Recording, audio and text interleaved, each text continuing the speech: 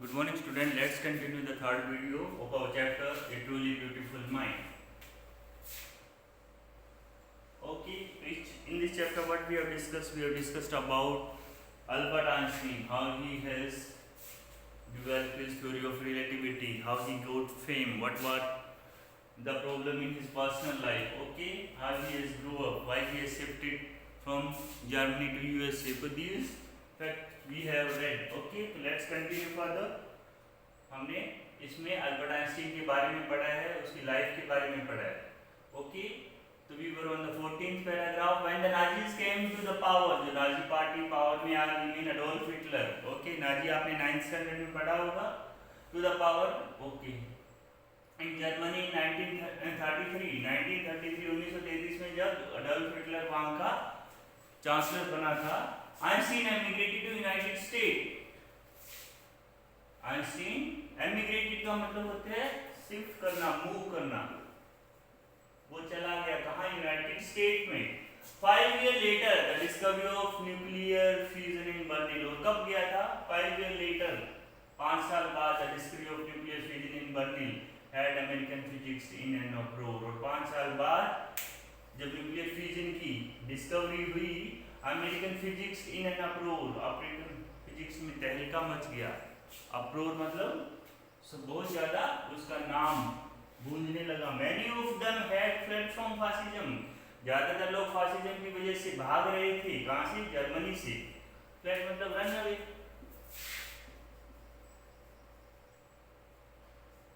Escape, भाग रहे थे. जस्ट एज आइंस्टीन हैड, जैसे कि आइंस्टीन कहां था? जर्मनी से यूनाइटेड स्टेट आ गया था. And now they were afraid of Nazis. वो नाजीज से डर रहे थे. कुड बिल्ड, कि वो बना सकते हैं, and use N atomic bomb. Okay, they can make and use atomic bomb. Okay, and how they will make? Because of the theory of nuclear fusion. Nuclear fusion की जो डिस्कवरी हुई थी, उसको नाजीज एटॉमिक बम में use कर सकते थे. तो इसका उन्हें डर था. किसको डर था? जितने भी ये फिजिशियन थे, सॉरी साइंटिस्ट थे फिजिक्स के, दे वर हैविंग फियर. उनके मन में डर था. एट द अर्जिंग मतलब request, at the urging of colleague. Urging mean request, colleague मतलब फ्रेंड्स, जो साथी होते हैं, एम्प्लॉइज. ओके, फेलो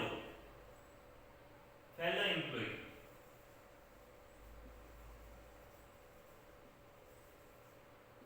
साथी. Einstein wrote a letter to the American president. Okay, तो उनकी रिक्वेस्ट के हिसाब से आइंस्टीन ने चिट्ठी लिखी अमेरिकन प्रेसिडेंट को. उस समय अमेरिकन प्रेसिडेंट कौन थे? Franklin D Roosevelt.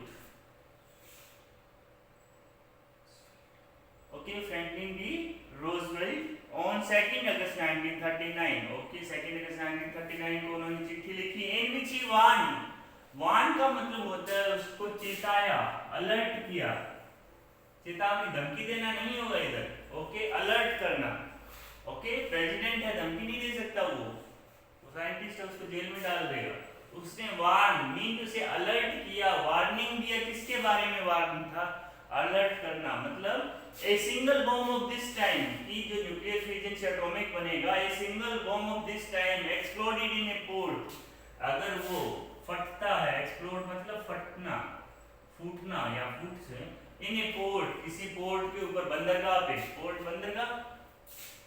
अगर वो किसी बंदरगाह पे फूटता है, माइट वेरी वेल डिस्ट्रॉय, वो पूरी तरह से खत्म कर सकता है द होल पोर्ट, सारे पोर्ट को, टुगेदर विद सम सराउंडिंग मतलब कि चारों तरफ का एरिया. टेरिटरी मतलब एरिया, चारों तरफ का. सराउंडिंग होता है चारों तरफ का, सराउंडिंग एरिया. टेरिटरी मतलब एरिया, तो चारों तरफ का इलाका. कि चारों तरफ का इलाका है, ये एक बॉम्ब तबाह कर सकता है. His word did not fail to have an effect. और उसके वर्ड से वो खाली नहीं गए, फेल नहीं हुए, इसका इफेक्ट सामने आ गया. The American develop the atomic bomb. और जिनसे डर था उन्होंने तो किया नहीं, बदले में अमेरिकन. उल्टा किसने किया? American developed atomic bomb in a secret project of their own. अपने एक सीक्रेट प्रोजेक्ट में अमेरिकन ने एटॉमिक बम बना लिया। वेरे जो किससे डर रहे थे, वो तो जर्मनी से डर रहे थे। And drop it on Japanese city, और वो एटॉमिक बम कहाँ उन्होंने गिराया, ड्रॉप मतलब गिराया on Japanese city Hiroshima and Nagasaki in August 1945।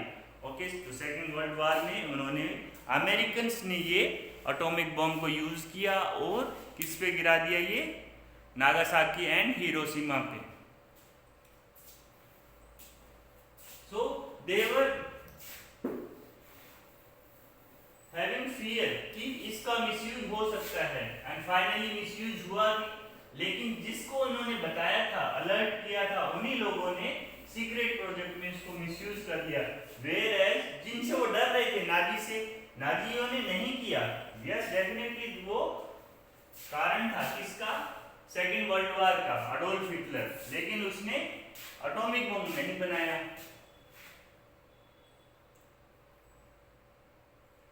Okay, Einstein was deeply shaken by the extent of the destruction. Extent का मतलब होता है क्वांटिटी, क्वांटम, जितनी तबाही की मात्रा। ओके, तो वो बहुत सेकंड मतलब पूरी तरह से हिल गया था। हिलना मतलब बहुत ज्यादा डिस्टर्ब होना।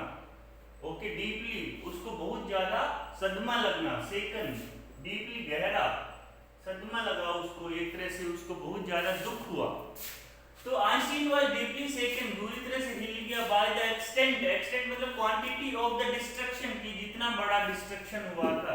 डिस्ट्रक्शन का मतलब होता है तबाही, कि जो तबाही को देख के वो पूरी तरह हिल गया, डिस्टर्ब हुआ।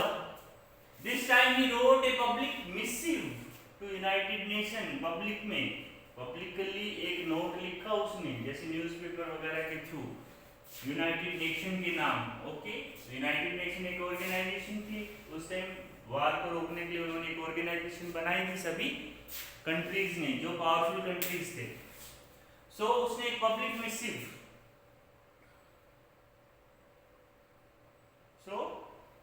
उसने एक पब्लिक मिसिव लिखा, मैंने एक लेटर लिखा यूनाइटेड नेशन को, इंटीमेट किया उन्होंने। In it he propose the formation of a world government, और उसने क्या प्रपोज किया कि एक ऐसी संस्था बनाई गई जो क्या करे, कंट्रोल करे इस तरह के वेपन पे। ओके, तो उसने प्रपोज किया उस लेटर में कि एक ऐसी ऑर्गेनाइजेशन बनाई जाए, गवर्नमेंट बनाई जाए जो कंट्रोल करे unauthorised use of weapon, unlike the letter to Roosevelt.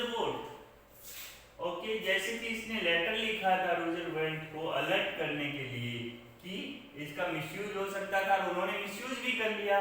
This one made no impact. इस दूसरे, उसका दूसरा क्या था, उसने यूनाइटेड नेशन को लिखा था, इसका भी कोई इफेक्ट नहीं हुआ। मतलब कि उसकी दोनों बार बात अनसुनी हो गई, इसका कोई इफेक्ट नहीं हुआ। But over the next decade, decade मतलब 10 साल, अगले दशक में, डिकेड मतलब आने वाले 10 साल में, मीन से 1955, 45 से 55, 45 में फटा ही था। ओके, बॉम्ब, तो अगले 10 साल decade, Einstein got very more involved in politics. तो जब उसकी सुनवाई नहीं हुई दोनों जगह, तो वो किस में इन्वॉल्व हो गया, वो पॉलिटिक्स में इन्वॉल्व हो गया।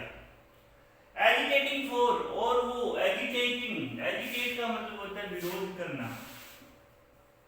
विरोध करने के लिए क्या होता है, रैली निकालना, ओके, मार्च करना। Okay, for an end to the arms buildup. Okay, end to the arms build up, हथियारों की बनाने पे उसने विरोध किया उसने, कि जितने खतरनाक हथियार है उसके बनाने पे रोक लगे। एंड यूजिंग, और उसने यूज किया हिज पॉपुलैरिटी, उसने अपनी पॉपुलैरिटी मतलब वो खूब फेमस था, to campaign for peace. Campaign का मतलब होता है लोगों को अलर्ट करना।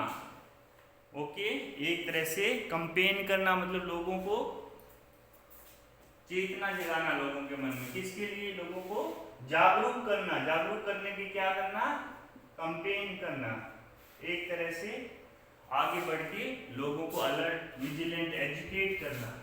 फॉर किसके लिए, शांति के लिए। एंड डेमोक्रेसी, डेमोक्रेसी मतलब लोगों का ही राज हो, डिक्टेटरशिप ना रही, ओके, मोनार्की खत्म हो, लोगों का ही राज हो, people will rule their own